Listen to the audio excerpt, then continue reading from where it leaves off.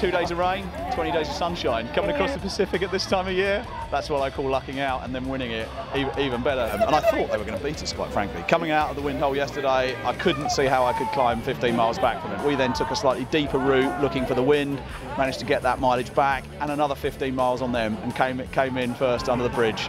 Amazing feeling, and I know Eric will be very, very pleased with his performance. You know, several races now we've fought with them right to the bitter end. Yeah, they got the better of us.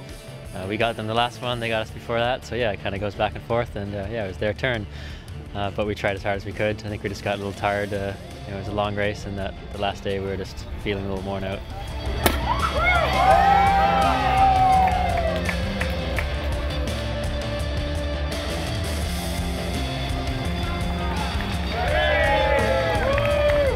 I think we made a very early commitment to going south, which helped our climb up the leaderboard.